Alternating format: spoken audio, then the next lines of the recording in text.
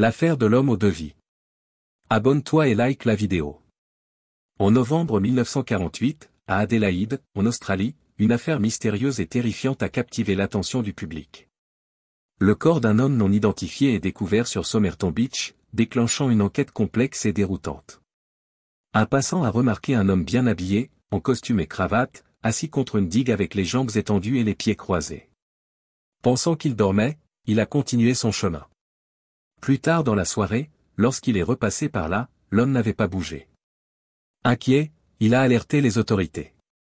La police, arrivant sur les lieux, a trouvé l'homme sans vie, sans aucun signe visible de lutte ou de blessure. Il portait un costume parfaitement ajusté, mais étrangement, aucune étiquette ne se trouvait sur ses vêtements.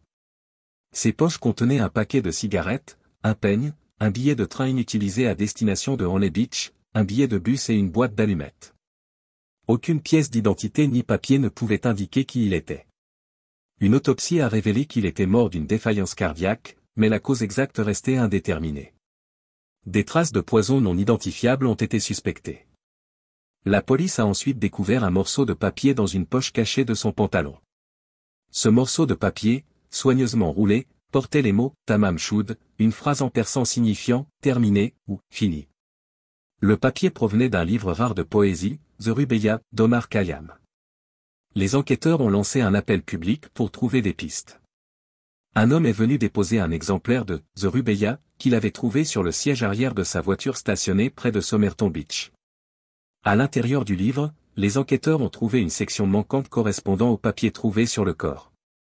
De plus, le livre contenait un code chiffré non déchiffré et un numéro de téléphone. Le numéro de téléphone appartenait à une femme nommée Jessica Thompson, qui vivait à proximité. Lorsqu'elle a été interrogée, Jessica a nié connaître l'homme mais a montré des signes de nervosité en voyant le buste de l'homme réalisé par la police. Elle a également mentionné qu'elle possédait une copie de The Rubaiyat, qu'elle avait donnée à un homme nommé Alfred Boxall pendant la Seconde Guerre mondiale. La police, pensant avoir identifié le mort, a été déconcertée lorsqu'Alfred Boxall a été retrouvé vivant, toujours en possession de sa copie intacte du livre.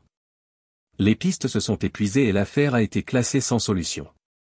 Au fil des années, de nombreuses théories ont émergé, espionnage, amour secret, meurtre politique. Les chercheurs, journalistes et passionnés de mystère ont tenté de déchiffrer le code trouvé dans le livre, sans succès. En 2018, après des décennies de spéculation, des tests ADN sur des cheveux trouvés dans le plâtre du buste de l'homme ont révélé des informations génétiques. Toutefois, l'identité de l'homme reste inconnue et l'affaire non résolue. L'affaire de l'homme aux deux vies, également connue sous le nom de mystère de Somerton Man, demeure l'une des énigmes les plus troublantes de l'histoire criminelle. L'image de cet homme anonyme assis sereinement sur la plage, porteur de secrets inviolables et d'un message cryptique, continue de fasciner et d'intriguer, un rappel que certains mystères peuvent rester éternellement insaisissables.